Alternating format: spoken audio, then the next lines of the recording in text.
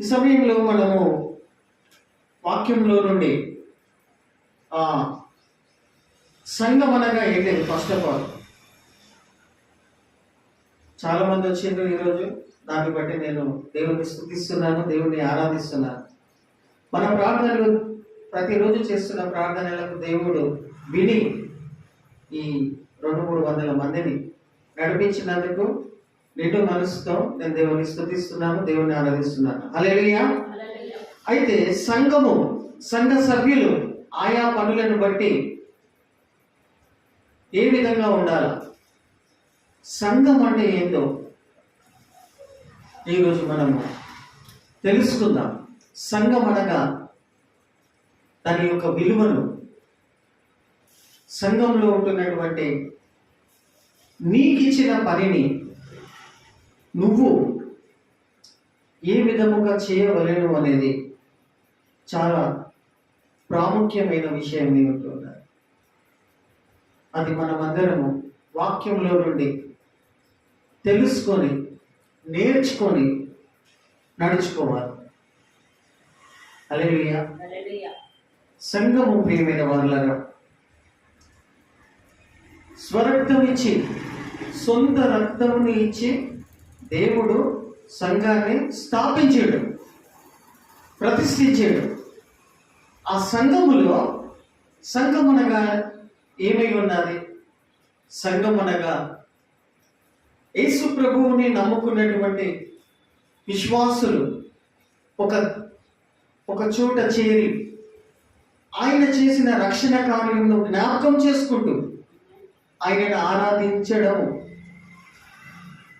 ఆయన యొక్క ఆత్మ నింపుదల కోసం కొద్ది మందిగా కలిసి ఒక స్థలంలో చేరి ఆరాధించి ఆయన పెట్టిన విధానంలో నడుచుకోవడం, ఆయన ఇచ్చిన పనిని నమ్మకంగా ముందుకు కొనసాగించు వెళ్ళడం అనేది సంఘం అంటారు. హల్లెలూయా. ఏమంటారు సంఘం అంటే? ఎక్కడ మనము వెళ్ళి కలిసి ప్రభు నామంలో ఒక చోట యేసు ప్రభు చెప్తాడు, 2-3 ఉంటే చాలు అంటాడు. బహుశా ఇటువంటి వాళ్ళు ఉంటారని ప్రభుకు తెలుసు కాబట్టి 2-3 ఉన్నా చాలు, మీరు ఏకీభవించి అక్కడ ప్రార్థన చేస్తే నేను అక్కడ ఉంటా అన్నాడు. హల్లెలూయా. కాబట్టి దాన్ని సంఘం అంటారు. నువ్వు లేకపోతే సంఘం అనబడరు. ఇది కూడా గుర్తుపెట్టుకోండి. నువ్వు ఒక్క వ్యక్తిని లేకపోతే, ఆ స్థలంలో నువ్వు ఉండకపోతే, వారితో దేవుని బిడ్డలతో ఉండకపోతే సంఘం అనేది దాని వల్ల అది కూడా ఉంది. అంటే దేవుడు నీకు ఎంత విలువనిస్తున్నాడు చూడండి. దేవుడు నేను ఎంతగా కోరుకుంటున్నారు. హల్లెలూయా. కాబట్టి ప్రియమైన వారులారా, సంఘము చాలా, నువ్వు ఏ ఆశీర్వాదం పొందుకోవాలనుకున్నా సంఘం నుండే నేను దేవుడు దీవిస్తాడు. ఇది దేవుడు పెట్టిన విధానం. నేను రక్షించుకున్నాడు, నీకోసం ప్రాణం ఇచ్చి నేను రక్షించుకొని నీ ఆత్మను రక్షించి నేను అలాగే ఇక్కడ నీ కుటుంబంలో కానీ మీ వంశంలో మీ ఏరియాలో అట్లనే వదిలేసిండా? నేను రక్షించడమే కాకుండా, నీకు ప్రాణం ఇచ్చి నేను రక్షించడమే కాకుండా నీకు సంఘం అనేది ఇచ్చిండు. హల్లెలూయా. ఒంటరిగా వదిలిపెట్టాడు. నేను వదిలిపెట్టిండా? దేంట్లో కలిపాడు? నేను సంఘం అనేది ఇచ్చాడు. ఎందుకు? నువ్వు నీ ఆత్మలో నువ్వు ఎదగాల అంటే నీకు సంఘం అవసరం, సహవాసం అవసరం. ఒంటరితనము, నేను ఇట్లనే ఉంటా, ఒంటరిగానే ఉంటా, నన్ను దేవుడు డైరెక్ట్ దీవిస్తాడు, ఇవన్నీ భ్రమపరచు ఆత్మలు. నేను భ్రమపరుస్తూనే ఉంటే జీవితకాలం అంతా ఇట్లా ఉంటే నువ్వు ఒక్కసారి ఏర్పరచుకున్నాడు. ప్రియమైన వాళ్ళరా, ఇది మీరు జాగ్రత్తగా వినాలి. వాక్యంలో ఉంది, నేను దేవుడు ఏర్పాటు చేసుకున్నాడు, రక్షించుకున్నాడు అని అంటే తన రాజ్యంలో నేను చేర్చుకోవడానికి, తనతో పాటు నిత్యము నువ్వు ఉండడానికే దేవుడు మానవుడిని సృష్టించుకున్నాడు. నువ్వు దేవుని యొక్క సృష్టివి. నీ అంతలా నువ్వు రాలేదు ఇక్కడికి. నీ అంతలా నువ్వు తయారు చేసుకొని నువ్వు ఇక్కడికి వచ్చినావా? ఎవరైనా తయారు చేసి పంపించిందా? నేను హల్లెలూయా. నీ అంతలా నువ్వు తయారై వచ్చినావు అనుకుంటున్నావా? ఈ రూపురేఖలు, ఈ అందచందాలు, ఈ బుద్ధి, ఈ జ్ఞానము ఎక్కడికి వచ్చినాయి నీకు? ఎవరు చేసినారు ఇదంతా? ఒకసారి ఆలోచించు. హల్లెలూయా. ఎఫిషియన్స్ 2:10 అదే చెప్తున్నది, చదవండి ఒకసారి. ఎఫిషియన్లకు రాసిన పత్రిక 2వ అధ్యాయం 10వ వచనం చదవండి.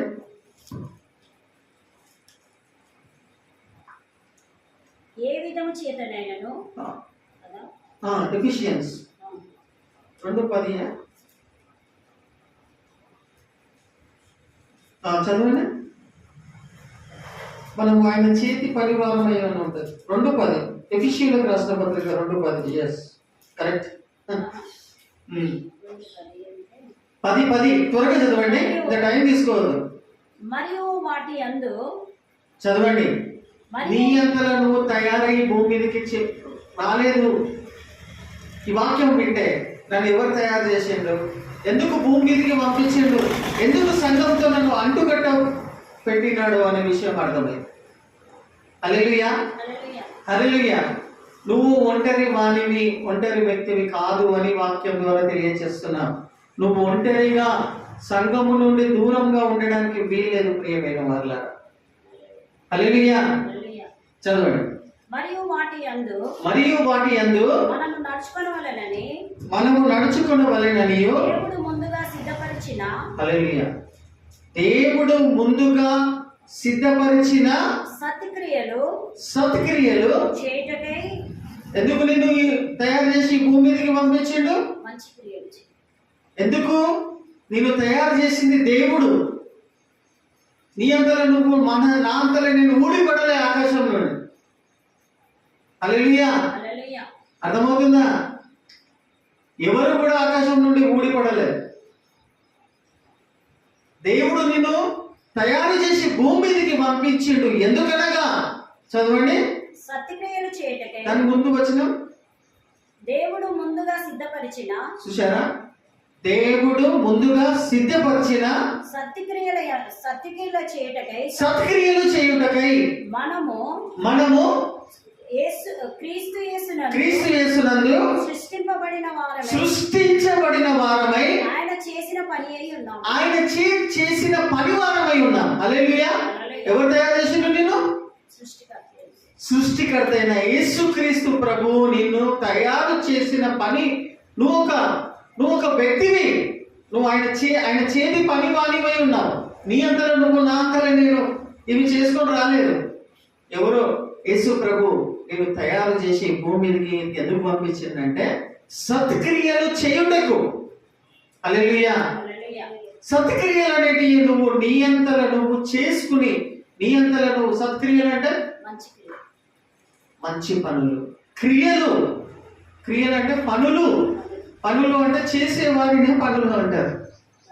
నాకే వస్తే దేవుడు నిన్ను దీవించి ఆశీర్వదించి నీ కడుపు నింపి నీకు మంచి వస్త్రములు ఇచ్చును గాక. ఇవి కాదు క్రియలు అంటే. దీన్ని అంటారా? పనులు. ఏమని చెప్పాలనుకుంటున్నా సంఘానికి? ఈ 200-300 మంది ఎదుట నిలబడి నేనేం సాక్ష్యం ఇస్తున్నా అంటే, దేవుడు నిన్ను ఎందుకు తయారు చేసి సంఘంలో నాటిండంటే నువ్వు మంచి పనులు చేయడానికి. ఆ మంచి పనులు ఏమై ఉన్నదన్నది కూడా వాక్యంలో రాయబడి ఉన్నది. నీ ఇష్టం వచ్చినట్టు సంఘానికి దూరంగా ఉండి సంఘం బయట అపవాది గర్జించు సింహము వలె తిరుగుతూ ఉన్నాడని వాక్యం చెప్తూ ఉంది. ఎవరిని ఎప్పుడు ఎట్లా ఎత్తుకొని తీసుకొని వెళ్ళిపోదామా నరకానికి ప్రయత్నం చేస్తుంది. అటువంటి దినాలలో మనం ఉంటూ ఉన్నాం. సంఘం నుండి దూరం అయిపోయినవా? సంఘాన్ని నిర్లక్ష్యం చేసినవా? అపవాది గర్జించు సింహము వలె ఎవరిని మింగి ఎత్తుకొని వెళ్ళిపోదామా అని చూస్తున్నదని వాక్యమే చెప్తుంది. హల్లెలూయా. సంఘానికి దూరంగా ఉండే ప్రయత్నం చేయకండి.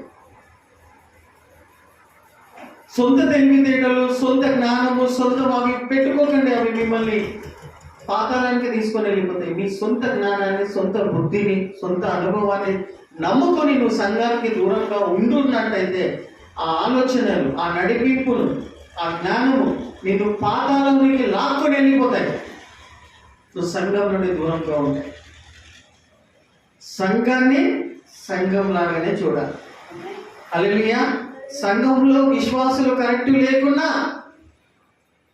సేవకులలో లోటుపాటు ఏం కనిపించినా కానీ కూడా నువ్వు దేవుడు నాకు మాత్రం సంఘం ఇచ్చాడు, నేను వెళ్తాను, సంఘము ద్వారానే దీవించబడతాను, ఆశీర్వదించబడతాను. లేదంటే అపవాది గర్జించు సింహం వలె నన్ను ఎత్తుకొని వెళ్ళిపోతాడు. భయపెట్టిస్తున్నావంటే వాక్యం భయపెట్టిస్తుంది. నేను భయపడాలి నువ్వు దేవుడు అంటే. హల్లెలూయా. అపవాదిని భయపడమని చెప్తలేదు. అర్థమవుతుందా? గర్జించే సింహం వలె అపవాది బయట తిరుగుతున్నాడు అంటే వాడిని చూసి భయపడమని చెప్తలేదు వాక్యం. జాగ్రత్తగా ఉండు బిడ్డ అని చెప్తుంది వాక్యం. దానికి భయపడదు, జాగ్రత్తగా ఉండు. ఎట్లా జాగ్రత్తగా ఉంటాను? నిన్ను నువ్వు మందిరంలోనికి నడిపించుకుంటూ మందిరం ఆవరణలోనికి నువ్వు వచ్చినప్పుడు తన చేతి రెక్కల చాటున ఆయన భద్రత కాపుదల నీకు తోడుగా ఉంటారు. ఆయన చేతి కింద ఉంటావు నువ్వు. ఆయన నీడలో ఉన్నట్టు ఆయన మందిరానికి వచ్చినట్టయితే ఇంకా అనేకమైన ఆశీర్వాదాలు ఉన్నాయి సంఘంలో రావడం వలన, ఉండడం వలన. అంతేకాదు ప్రియమైన వాళ్ళారా, సంఘములో నేను ఉట్టిగానే ఏర్పరచుకోలేదు. నిన్ను సంఘంకు అంటగట్టబడినాడు, సంఘంతో ఈ సంఘంలో చేర్చినాడంటే ప్రియమైన వాళ్ళారా ఒక పని, ఒక ఉద్దేశం చొప్పున నిన్ను ఏర్పరచుకుంటాడు. అది నువ్వే చేయాలి. నీ జాగలో, నీ స్థానంలో వేరేడు వచ్చి చేయడానికి వీల్లేదు, చేయలేడు. చేస్తాడా? నీకు ఇచ్చిన పని దేవుడు నువ్వే చేస్తావు. అవునా? నీ పని వేరులో చేయమంటే చేయలేదు. ఉదాహరణకి ఇప్పుడు పాటలు పాడే వరము నీకు ఇచ్చాడు దేవుడు. ఎందుకు నాటుకున్నాడు నేను సంఘంలో? ఎందుకు సంఘాన్ని ఇచ్చిండు? నీకు ఇచ్చిన ఆ వరము ద్వారా నువ్వు ఆ పాటలు పాడే వరం ఇచ్చిండు అనుకో, అందులో నువ్వు అంటుపెట్టబడి ఉండి నీ వరములను నువ్వు దేవుడికి పాటలు పాడుతూ దేవుడికి ఇచ్చి ఆ యొక్క తలాంతును నువ్వు చూపించుకుంటున్నట్టయితే నీ ద్వారా దేవుడి నామం మహిమపరచబడుతుంది. కానీ నీ స్థానంలో ఇంకొకరు వచ్చి పాడమని అంటే మన పని చేయలేదు. నీకు మ్యూజిక్ ప్లే చేసే గిఫ్ట్ ఉంది, లేకపోతే పరిచర్య చేసే సంఘంలో ఏదో పని చేసే వరం ఉన్నది, భారం ఉన్నది, నా సంఘంలో ఈ కొదువ ఉన్నది ఇది అని నీకు అనిపిస్తున్నది. చూడు, ఉదాహరణకి ఏదైనా కనిపిస్తే, సంఘంలో నీకు ఏదైనా కనిపిస్తున్నది, అగ్గుపడుతున్నది, ఏంది నా సంఘం ఇట్లా ఉన్నది, దేవుడు ఈ సంఘంలో నన్ను ఏర్పరచుకున్నాడు కదా, దేవుడు నాకు ఈ సంఘంలో నియమించుకున్నాడు కదా, నా సంఘం ఇక్కడ లోటుపాటు కనిపిస్తున్నదని నీకు నిజంగా సంఘం మీద భారం ఉన్నట్టయితే, నువ్వు సంఘంలో పుట్టి పెరిగిన వ్యక్తివైతే, ఈ సంఘం నీకు మూలమై ఉన్నట్టయితే నీకు అది కనిపిస్తుంది. ఆ పనికి నీకు అర్థమైతుంది, నీకు దేవుడు చూపిస్తూ ఉంటాడు. హల్లెలూయా. ఆ పని నువ్వే చేయాలి, వేరులు చేయలేదు. ఎవరి పనులు వాళ్ళు చేసుకుంటే వెళ్ళిపోవాలి. ఎందుకోసం నియమించాడు? దేవుని మందిరంలో నీకు ఇచ్చిన పని నువ్వు నమ్మకంగా చేసుకుంటే వెళ్ళాలి. హల్లెలూయా. హల్లెలూయా. ఇంకో విషయం ప్రియమైన వాళ్ళరా, ఈ సంఘము ఇటువంటి పరిస్థితులలో ఏదైతే మీరు చూస్తున్నారో, ఏదైతే మీరు ఫీల్ అవుతూ ఉన్నారో, మొదటిగా ఇది దేవుని సంఘం అని నమ్మండి మీరు. హల్లెలూయా. ఇది ఎవరి సంఘము? ఎవరిది? దేవుని సంఘం అనేది నీకు అర్థమైతే వాళ్ళు ఏం చేయాలమ్మా? సంఘం నీకుందా? ఒక సంఘం అనేది ఉందా? ఉందా నీకు సంఘం అనేది ఉందా? ఉన్నదా లేదా? ఉంటే ఆయన ఏం చేయాలా? ఆ వ్యక్తి ఏం చేయాలి? రోగంతో బాధపడ. హల్లెలూయా. ప్రియమైన వాళ్ళరా, మూలాలను మర్చిపోకండి. చాలా మంది అంటారు ఆత్మీయ తల్లి, ఆత్మీయ తండ్రి అంటారు. కరెక్ట్ అది.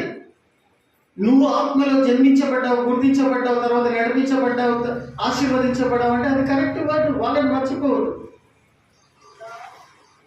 బహుశా ఉద్యోగ రీత్యా, వివాహ రీత్యా అక్కడిక్కడ వెళ్ళి మీరు ఉంటూ ఉన్నారేమో, ఈ సంఘానికి దూరంగా ఎక్కడో ఉంటున్నారేమో, అక్కడ సంఘంతో మీరు అటాచ్ అయి ఉన్నారేమో.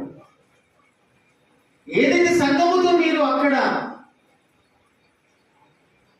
వేరుపడిపోయి అంటుకట్టబడి ఉన్నారో ఆ సంఘంకు మీరు ఖచ్చితంగా వెళ్ళాలి. పుట్టింది ఇక్కడ, పెరుగుతుంది అక్కడ మీరు.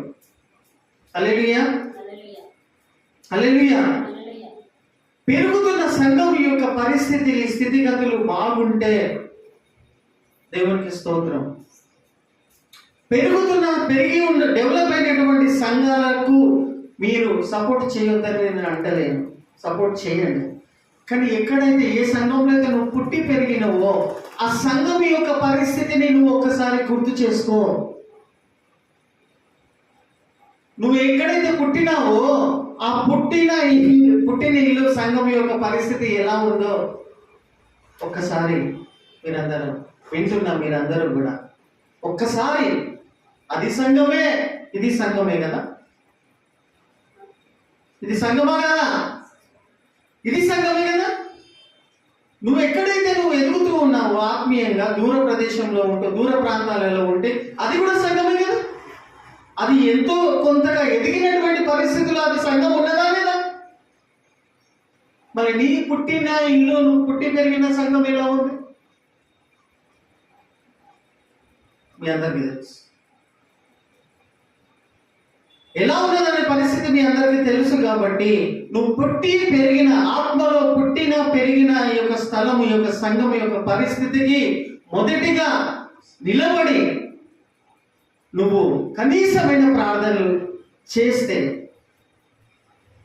నువ్వు ప్రియమైన వారలారా దేవుని మందిరం యొక్క భారం పంచుకున్న బిడ్డవవుతావు.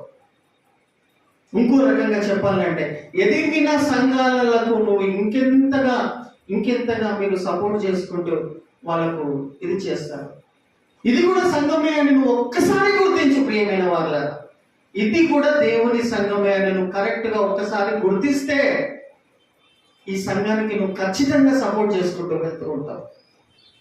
ఫిజికల్గా నువ్వు ఎక్కడున్నా నువ్వు రాలేని పరిస్థితి ఉన్నా, మెటీరియలిస్టిక్ గా ఇది కూడా నా దేవుని సంఘము, ఈ సంఘంలో నేను పుట్టి పెరిగినాననే అవగాహనలోనికి నీకు వస్తే, ఉనికిలోనికి వస్తే, ఇది దేవుని సంఘం అని నీకు తెలిస్తే ఈ సంఘాన్ని నువ్వు డెవలప్ చేస్తావు, సపోర్ట్ చేస్తావు, చాదరైన సహాయం చేస్తావు. వేరే సంఘాలకు నువ్వు చేస్తున్నావు చూడు, సపోర్ట్ చేస్తున్నావు చూడు. ఎందుకోసం చేస్తున్నావు అంటే ఆ సంఘంలో నీకు ఒక గుర్తింపు రావడానికే చేస్తున్నావు. అది సంఘం అనుకుంటున్నావు, కానీ ఇది సంఘానికి సపోర్ట్ చేస్తలేవు చూడు. ఎందుకు చేస్తలేవు అంటే ఇది సంఘం అనుకుంటలేవు, మర్చిపోయినావు, పుట్టినిల్లు మర్చిపోయినావు. కాబట్టి ప్రియమైన వారలారా, ఇక్కడ ఏమని వాక్యంలో తెలియజేయబడి ఉందంటే దేవుడు నిన్ను సంఘంలో ఎందుకు ఏర్పరచుకున్నాడంటే సత్క్రియలు చేయడానికి. నీ సంఘము నీ ద్వారా ఎదుగుతా, నీ ద్వారా ఎదగాలనే విషయంలో నేను మీకు తెలియజేస్తున్నాను వాక్యంలో బట్టి. హల్లెలూయా, హల్లెలూయా. ఇది దేవుని సంఘము, దేవుడు ఏర్పరచుకున్న సంఘం అని. ఈ సంఘంలో పుట్టి పెరిగి అక్కడక్కడ పాతుకుపోయి ఉన్నటువంటి వారందరినీ కూడా విజ్ఞప్తి చేస్తున్నాను. ఇది కూడా దేవుని సంఘమే. హల్లెలూయా. ఈ సంఘమును తీర్చిదిద్దాల్సినటువంటి కనీసమైన బాధ్యత మీ భుజముల పైన దేవుడు పెట్టిండు, అది గుర్తించండి. హల్లెలూయా. ఏం చేస్తే నా పుట్టి పెరిగిన సంఘంలో డెవలప్ అవుతుంది, ఎదుగుతుంది, ఫలిస్తుంది అనేది ఆ భారము దేవుడు మీ భుజముల మీద పెట్టిండు కానీ అది మీరు గుర్తించలేకపోతున్నారు, అర్థం చేసుకోలేకపోతున్నారు, మర్చిపోయినారు, రంగుల లోకాలలో మునుగుతూ తేలుతా ఉన్నారు. హల్లెలూయా. ప్రియమైన వారలారా, దయచేసి పుట్టి పెరిగినటువంటి సంఘము సేవకుల యొక్క అభివృద్ధి కోసం, డెవలప్మెంట్ కోసం నేను ఏమన్నా చెయ్యాలి, ఖచ్చితంగా చేయాలి. మీరు బలవంతం కాదు. హల్లెలూయా. అక్కడక్కడ మీరు గొప్ప గొప్ప సేవకులని వాళ్ళ పేరు మీద వాళ్ళ చేతుల కింద ఏదో పొందుకోవాలి, అదంతా వేస్ట్.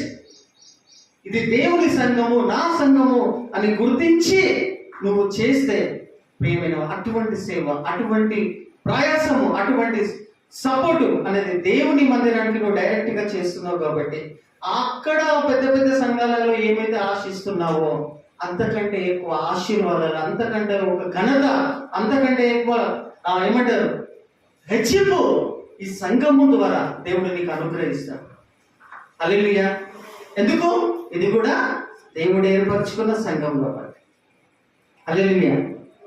ఇంకోటి రెండో విషయం నేను మీకేం తెలియచేయాలనుకుంటున్నా ప్రియమైన వాళ్ళరా, ఇక్కడ 2-3 వచనాలు మనం చూసుకుంటున్నట్టయితే చూడండి, ఏ విషయం ఉన్నా కానీ కూడా సంఘానికి వాళ్ళు తెలియచేయబడేవాళ్ళు. హల్లెలూయా. రెండవ విషయం అది చదవండి ఒకసారి.